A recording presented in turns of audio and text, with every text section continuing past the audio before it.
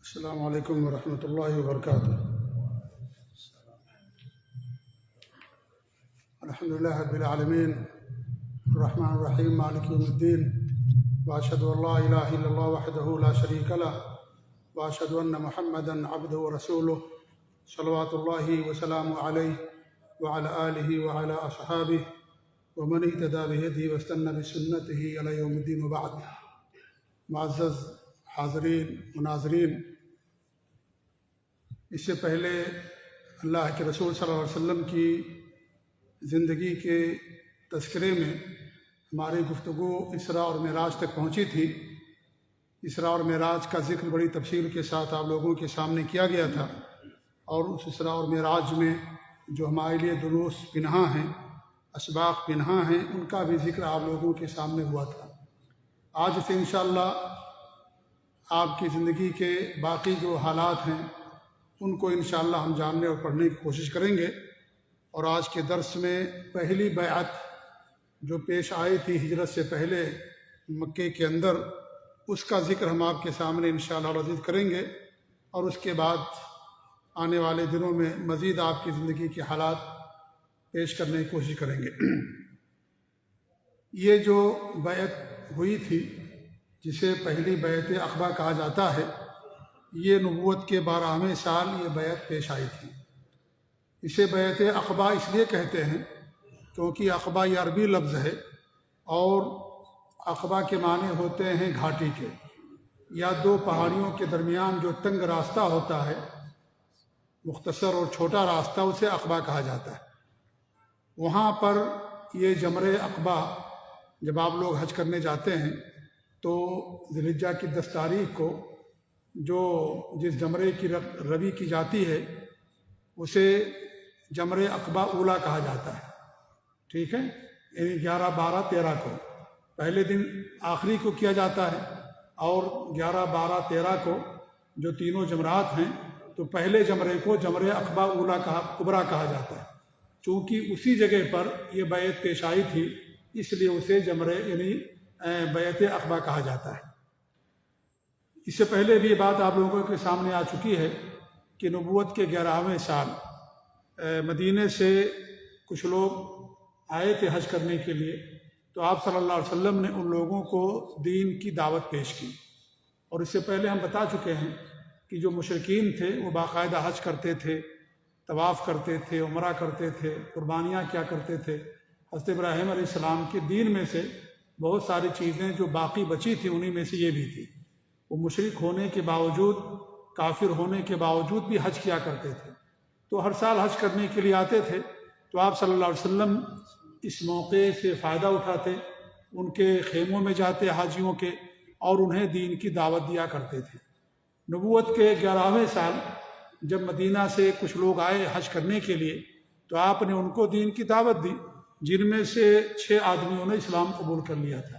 6 لوگوں نے مدینہ کے رہنے والے تھے، انہی میں سے جو سب سے مشہور تھے اسلام قبول کرنے والوں میں، وہ تھے اسعد بن زرارہ رضی اللہ تعالیٰ عنہ، مشہور صحابی ہیں۔ انہوں نے اسلام قبول کیا، اور اللہ کے رسول صلی اللہ علیہ وسلم سے وعدہ کیا کہ وہ اپنی قوم میں جا کر کے لوگوں کو دین کی دعوت دیں گے، توحید سکھائیں گے، اسلام کی دعوت دیں گے۔ انہوں نے وعدہ کیا اور آ کر کے وعدے کو اپنا پورا کیا، اور لوگوں کو دین کی دعوت دینے مصروف ہو گئے۔ اس کے بعد جب نبوت کا 12واں سال آیا تو مدینہ سے 12 مسلمانوں نے حج کیا، جن میں سے 5 پرانے تھے، 7 اور نئے تھے۔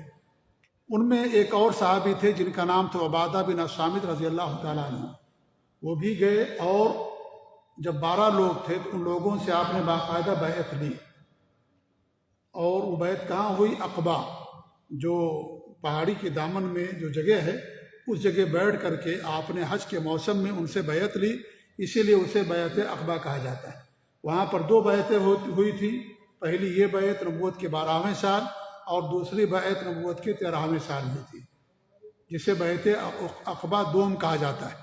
تو جو پہلی بیعت تھی اس میں عبادہ بن الصامت رضی اللہ تعالیٰ عنہ اور بھی صحابہ کرام جو 12 مسلمان ہوئے تھے، وہ سب کے سب اس کے اندر شریک تھے۔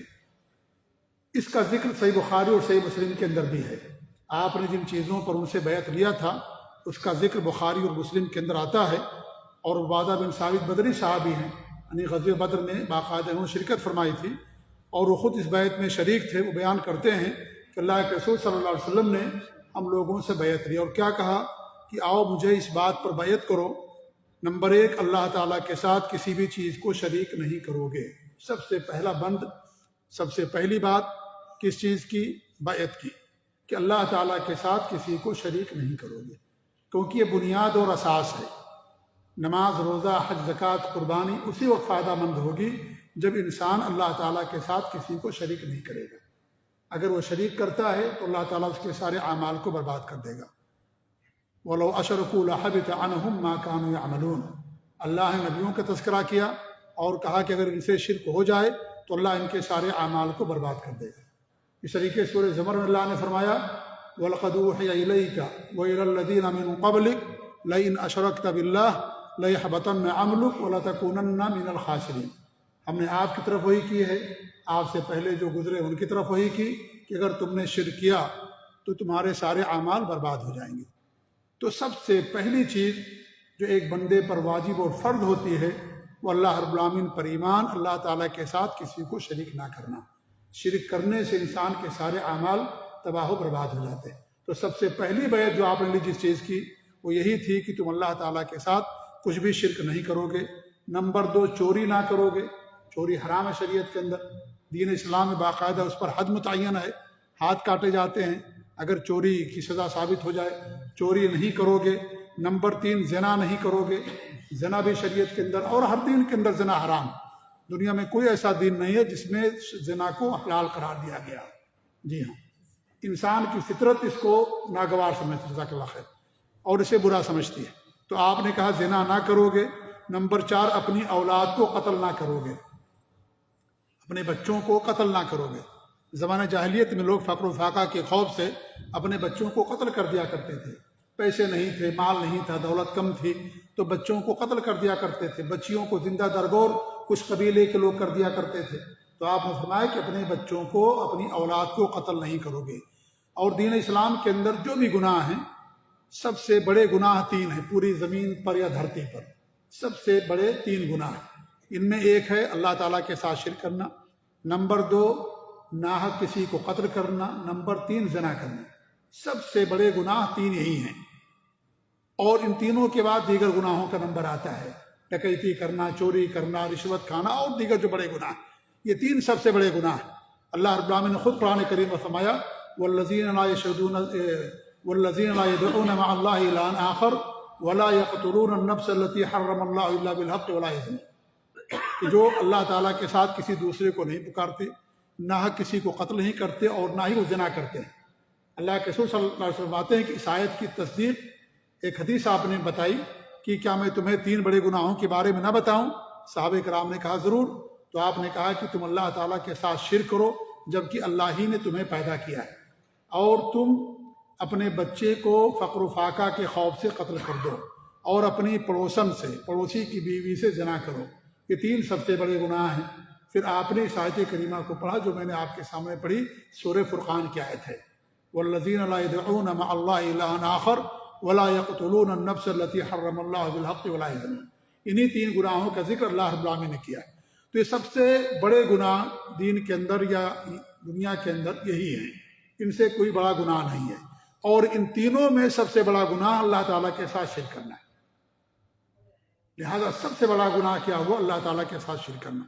اللہ شرک کو معاف نہیں کرے گا، دیگر گناہوں کو اللہ تعالیٰ معاف کر سکتا ہے، لیکن شرک کے بارے میں اللہ کا فرمان ہے کہ ان اللہ لا یغفر ان یشرک بہ ویغفر ما دون ذلک لمن یشاء۔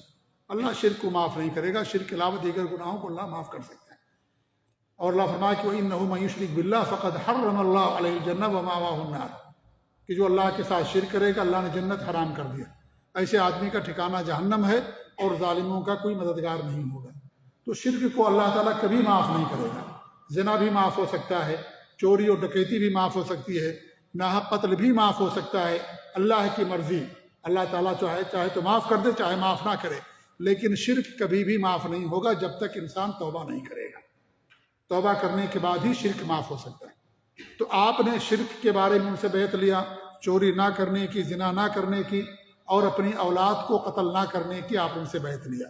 پانچویں بیعت یہ لی تھی آپ نے، پانچویں چیز کی کہ اپنے ہاتھ اور پاؤں کے درمیان سے گڑھ کر کے کوئی بہتان نہ لاؤ گے، یعنی کسی پر الزام نہیں لگاؤ گے۔ کس چیز کا الزام؟ زنا کا، کہ فلاں عورت نے زنا کیا، فلاں آدمی نے زنا کیا۔ بڑا جرم ہے یہ، 80 کوڑے ہیں۔ اگر کوئی آدمی ثابت نہیں کرے گا تو ایسے آدمیوں کے اوپر 80 کوڑے لگائے جاتے ہیں جو کسی عورت یا کسی مرد پر زنا کا الزام لگاتا ہے۔ سورہ نور میں اللہ رب العالمین نے اس مسئلے کو تفصیل کے ساتھ بیان کیا۔ تو آپ نے کہا کہ کسی پر الزام تراشی نہیں کرو گے کہ اس نے فلاں کے ساتھ زنا کیا یا عورت نے فلاں کے ساتھ زنا کیا، یہ بڑا جرم ہے۔ اور اس طریقے سے چھٹی بات یہ تھی کہ تم میری نافرمانی نہ کرو گے۔ پھر آپ نے فرمایا جو شخص یہ ساری باتیں پوری کرے گا اس کا اجر اللہ پر ہے، اور جو شخص ان میں سے کسی چیز کا ارتکاب کر بیٹھے پھر اسے دنیا ہی میں سزا دے دی جائے تو یہ سزا اس کے لیے کفارہ ہو جائے گی۔ یعنی اگر دنیا میں کوئی چوری کیا، اس کے ہاتھ کاٹ لیے گئے، یا کسی نے زنا کیا، اس کو سزا دے دی گئی جو سزا ہے، یا کسی نے ناحق قتل کیا اس کو سزا دے دی گئی، یا کسی نے شراب پیا اس کو سزا دے دی گئی، تو یہ دنیا کی سزا اس کے لیے کافی ہوگی، آخرت میں سزا نہیں دی جائے گی۔ اللہ عدل و انصاف والا ہے، ایک جرم کی 2 سزا نہیں ہوتی ہے۔ دنیا میں اگر کسی کو سزا مل گئی، اسلامی قانون ہے، حدود اور کا نفاذ ہے، اور وہاں یہ حد نافذ کر دی گئی، تو آخرت میں اس کو سزا نہیں دی جائے گی۔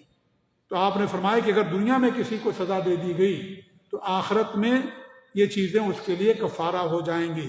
اور جو شخص ان میں سے کسی چیز کا ارتکاب کر بیٹھے پھر اللہ اس پر پردہ ڈال دے تو اس کا معاملہ اللہ کے حوالے ہے، چاہے تو اللہ سزا دے چاہے تو معاف کر دے، چاہے تو اللہ سزا دے چاہے معاف کر دے۔ اور یہی اہل سنت الجماعت کا، سلف صالحین کا منہج اور عقیدہ ہے کہ بڑے بڑے گناہوں کو اللہ تعالیٰ چاہے تو معاف کر دے اللہ کی مشیت کے تحت۔ اللہ تعالیٰ چاہے تو سزا دے اس جرم کی، اور چاہے تو اس کو معاف کر دے، جنت میں داخل کر دے۔ ہاں، شرک معاف نہیں ہوگا، شرک بغیر توبے کے معاف نہیں ہوگا۔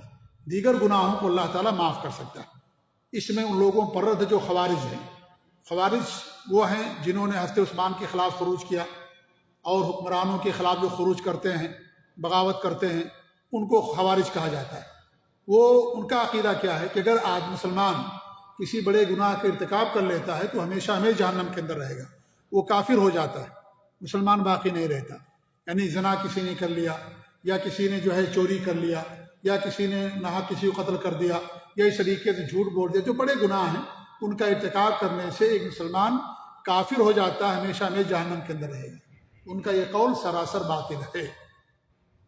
ہم یہ کہیں گے کہ ایمان کی کمی ہے اس کے اندر۔ اگر ایمان کامل ہوگا تو انسان یہ گناہ نہیں کرے گا، لیکن اس کا مطلب یہ نہیں ہے کہ انسان جہنم کے اندر رہے گا، ایسا نہیں ہے۔ صحابہ کرام کی آپس میں جنگیں ہو گئی، جبکہ تمام صحابہ کرام جنت کے اندر جائیں گے۔ مسلمان کا قتل کرنا کفر ہے، لیکن یہ چھوٹا کفر کہا جاتا ہے، بڑا کفر نہیں ہے یہ۔ تو ہمیشہ ہمیشہ ایسا انسان جہنم کے اندر نہیں رہے گا، اللہ تعالیٰ کی مشیت کے تحت ہے۔ اللہ تعالیٰ چاہے تو معاف کر دے، چاہے تو اسے معاف نہ کرے، لیکن شرک یہ معاف نہیں ہوگا، کیونکہ شرک کے بارے میں اللہ رب العالمین کا خاص فرمان ہے، خاص حکم ہے اللہ رب العالمین کا۔ اور دیگر کے بارے میں اللہ تعالیٰ کی مرضی ہے کہ اللہ تعالیٰ چاہے تو معاف کرے، چاہے تو معاف نہ کرے۔ تو ان چیزوں پر ہمارے نبی صلی اللہ علیہ وسلم نے ان سے بیعت لی۔ اس میں آپ دیکھیں گے، یہ بخاری مسلم کی روایت ہے، اس میں قتال کا یعنی جہاد کا ذکر نہیں ہے، کیونکہ جہاد اس وقت فرض نہیں ہوا تھا۔ جہاد جو قتال کے معنی میں وہ فرض نہیں ہوا تھا، وہ کہاں فرض ہوا ہے؟ مدینے میں آ کر کے، اس لیے اس میں اس کا ذکر آپ کو نہیں ملے گا۔ ایسے ہی آپ دیکھیں یہ بیعت تھی، بیعت کا تعلق کس سے ہوتا ہے؟ جو ملک کا حکمراں ہوتا ہے اس کے ساتھ لوگ بیعت کرتے ہیں۔ آپ صلی اللہ علیہ وسلم کے ہاتھوں پر لوگوں نے بیعت کیا۔ آپ جب دنیا سے چلے گئے تو آپ کے بعد ابوبکر صدیق خلیفہ بنے، لوگوں نے ان کے ہاتھوں پر بیعت کیا۔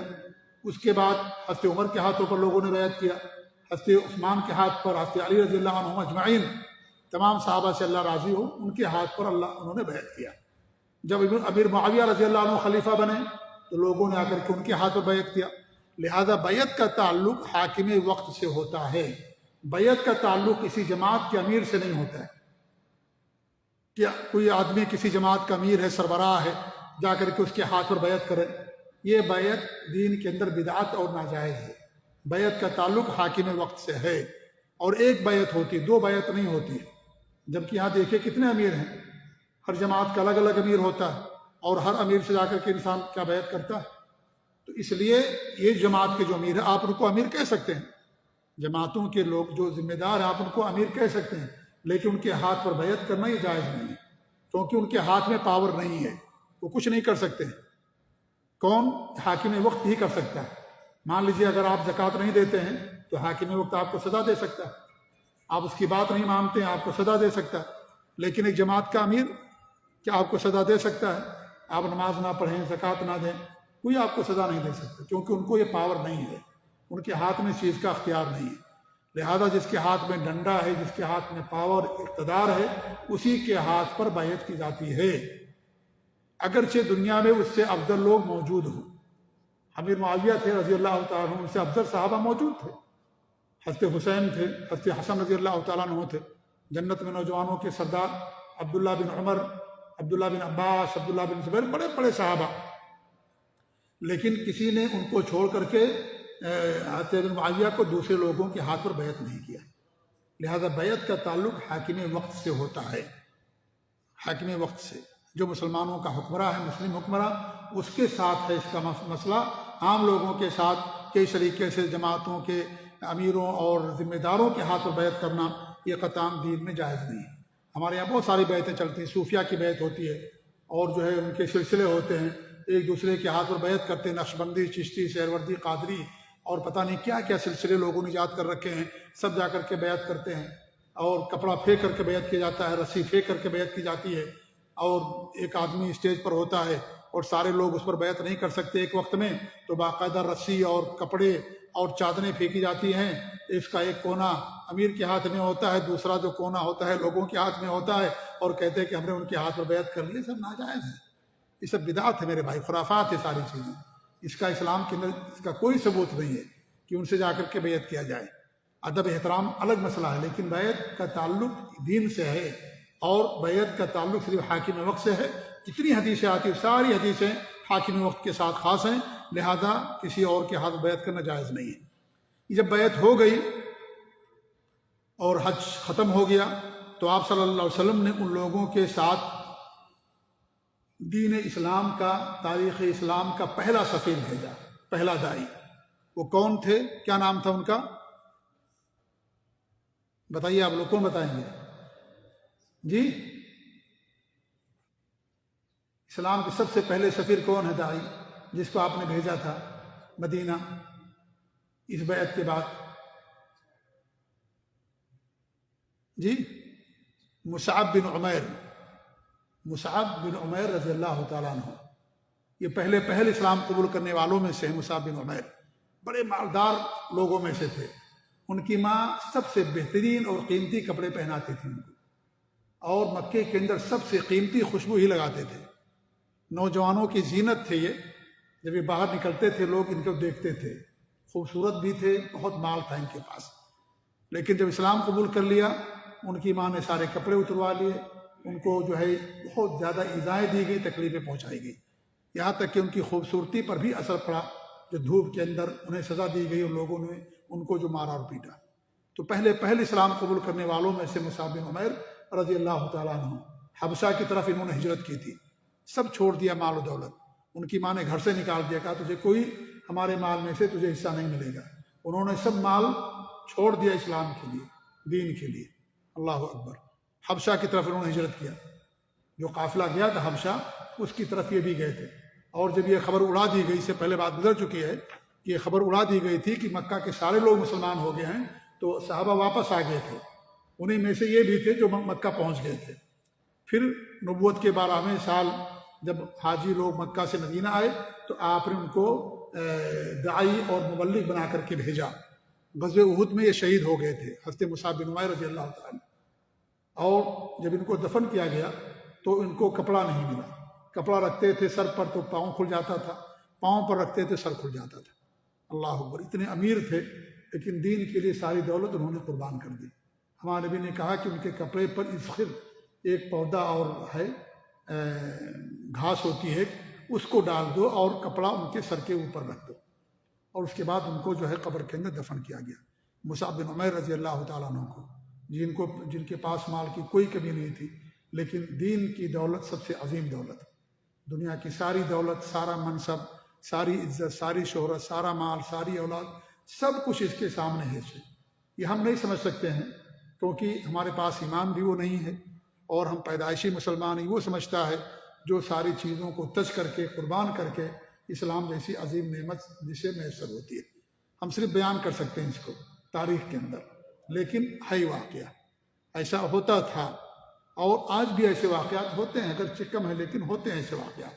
تو یہ اسلام اور دین کی دولت سب سے عظیم دولت ہے میرے بھائیو، تو انہوں نے سب کچھ قربان کر دیا تھا اسلام کے لیے۔ بہرحال یہ مدینہ پہنچے تو اسعد بن زرارہ رضی اللہ تعالیٰ عنہ کے گھر یہ نزول فرمایا، وہاں جا کر کے وہاں رہنے لگے، اور وہیں سے انہوں نے دین اسلام کی دعوت دینا شروع کی، اور بڑی کامیابیاں ان کو ملی۔ حضرت مصعب بن عمیر رضی اللہ تعالیٰ عنہ کو دو سردار تھے، ایک سعد بن معاذ رضی اللہ تعالیٰ عنہ جن کی وفات پر عرش ہل گیا تھا جیسا کہ اللہ کے رسول کی حدیث ہے، اور ایک دوسرے صحابی جن کا نام تھا اسید بن حضیر۔ یہ دونوں قبیلے کے سردار تھے، یہ دونوں ان کی دعوت پر مسلمان ہو گئے۔ اور سعد بن معاذ رضی اللہ تعالیٰ عنہ جب مسلمان ہوئے تو یہ اپنی قوم میں تشریف لے گئے، ان سے پوچھا کہ تم لوگ مجھے کیسا پاتے ہو، میرا معاملہ تمہارے ساتھ کیسا ہے؟ لوگوں نے کہا کہ آپ ہمارے سردار ہیں اور سب سے اچھی سوجھ بوجھ کے مالک ہیں، بہت زیادہ شعور والے ہیں، عدل و انصاف والے ہیں، ہمارے سردار ہیں۔ تو آپ نے کہا میری ایک بات سنو، جب تک تم لوگ اللہ اور اس کے رسول پر ایمان نہیں لے آؤ گے تب تک میں کسی بھی مرد سے، کسی بھی عورت سے بات نہیں کروں گا۔ اگر تم لوگ مجھے اچھا سمجھتے ہو، سوجھ بوجھ والا سمجھتے ہو، میں نے اسلام قبول کر لیا ہے، بڑی سوجھ بوجھ کے بعد میں نے اسلام قبول کیا، تو اگر تم لوگ مجھے مانتے ہو کہ میں سوجھ بوجھ والا ہوں تو تم بھی اسلام قبول کر لو، جب تک نہیں کرو گے اس وقت تک میں تم لوگوں سے بات چیت بالکل نہیں کروں گا۔ ان کے پاس طاقت تھی، انہوں نے دباؤ ڈالا، اور انسان دباؤ ڈال سکتا ہے۔ ہمارے بچے ہیں اگر نماز نہیں پڑھتے ہیں ہمیں مارنے کے لیے کہا گیا، شریعت کے خلاف کرتے ہیں ہمیں ان پر دباؤ ڈالنے کے لیے کہا گیا، دوسروں کے بچوں پر نہیں، اپنے بچوں پر۔ آدمی جس کا ذمہ دار ہوتا ہے، اللہ کے رسول کے حدیث الا کلکم راع وکلکم مسئول عن رعیتہ، تم میں سے ہر آدمی راعی ہے، نگہبان ہے، ذمہ دار، ہر ایک سے اس کی رعایا کے بارے میں سوال کیا جائے گا۔ ہمارے جو ماتحت ہیں، ہماری بیوی، ہمارے بچے ہیں، ہمارے جو ماتحت ہیں، وہ ہم ان کے ذمہ دار ہیں، ہم ان پر دباؤ ڈال سکتے ہیں۔ 7 سال کا بچہ ہو گیا نماز پڑھنے کے لیے کہا جائے گا، 10 سال کا ہو گیا نماز نہیں پڑھے گا، مارنے کا حکم دیا گیا کہ انسان اس کو مار سکتا ہے۔ تو انسان جو ذمہ دار ہے اللہ نے اس کو یہ پاور اور اختیار دیا ہے، یہ نہیں کہ دوسرے کے بچوں کو آپ جا کر کے ماریں، ہم ان کو نصیحت کر سکتے ہیں، ان کو رہنمائی کر سکتے ہیں، مارنے سے لڑائی ہوگی، جھگڑا ہوگا۔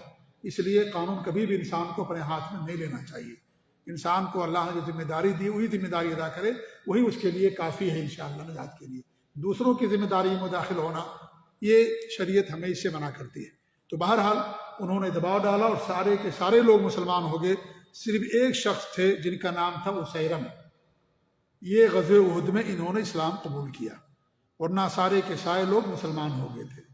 اسیرم جو تھے یہ غزوہ احد میں انہوں نے اسلام قبول کیا اور جنگ میں لڑتے لڑتے شہید ہو گئے۔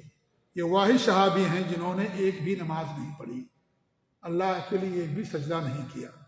غزوہ احد جس دن ہو رہی تھی جنگ، اسی دن اسلام قبول کیا، اور اسلام قبول کرنے کے بعد جنگ میں چلے گئے اور اس طریقے سے لڑتے لڑتے شہید ہو گئے۔ اللہ کے رسول نے فرمایا ان کے بارے میں، بخاری مسلم کی روایت ہے، تھوڑا عمل کیا اور زیادہ اجر انہیں مل گیا، تھوڑا عمل کیا زیادہ اجر ملا، شہید ہو گئے اللہ کی راہ میں، نماز بھی پڑھنے کا موقع ان کو نہیں ملا، وقت نہیں ملا۔ تو اسیرم رضی اللہ تعالیٰ عنہ یہی ایک تھے جو غزوہ احد تک انہوں نے اپنے اسلام کو مؤخر رکھا، اور باقی سارے کے سارے لوگ جو ہے حضرت سعد بن معاذ کے قبیلے کے سارے لوگ مسلمان ہو گئے تھے۔ اور جہاں تک مدینے کی بات ہے تو مدینے کے اندر کوئی ایسا گھر نہیں تھا جس میں چند مرد اور عورتیں مسلمان نہ ہو گئی۔ اور جب نبوت کا 13واں سال آیا تو حضرت مصعب بن عمیر رضی اللہ تعالیٰ عنہ حج سے پہلے اللہ کے رسول صلی اللہ علیہ وسلم کے پاس تشریف لائے اور خوشخبریاں سنانے کے لیے کہ مدینے کے اندر اسلام کا بہت چرچا ہو رہا ہے، کافی لوگ مسلمان ہو رہے ہیں، کوئی ایسا گھرانہ اور خاندان نہیں ہے جن میں سے کوئی نہ کوئی مسلمان ضرور نہ ہوا ہو۔ یہ بات آپ نے ان کو بتائی۔ اس کے بعد پھر نبوت کے 13ویں سال ایک اور بیعت ہمارے نبی صلی اللہ علیہ وسلم نے مدینہ کے صحابہ سے لیا تھا۔ اس میں اور بھی کچھ بنود تھے جن پر آپ نے بیعت لیا تھا، ان چیزوں کا تذکرہ انشاءاللہ ہم آنے والے درس میں کریں گے۔ اللہ تعالیٰ سے دعا ہے کہ اللہ رب العالمین ہمیں اپنے نبی صلی اللہ علیہ وسلم کی سیرت پاک کو حاصل کرنے کی توفیق عنایت فرمائے، اور آپ کی سیرت پر اللہ تعالیٰ ہمیں عمل کرنے کی توفیق دے، آپ کے اخلاق کو اپنانے کی توفیق دے، آمین رب العالمین۔ وصلی اللہ علیہ نبینا محمد وعلی آلہ وصحبہ اجمعین، وجزاکم اللہ خیر۔ السلام علیکم ورحمۃ اللہ وبرکاتہ۔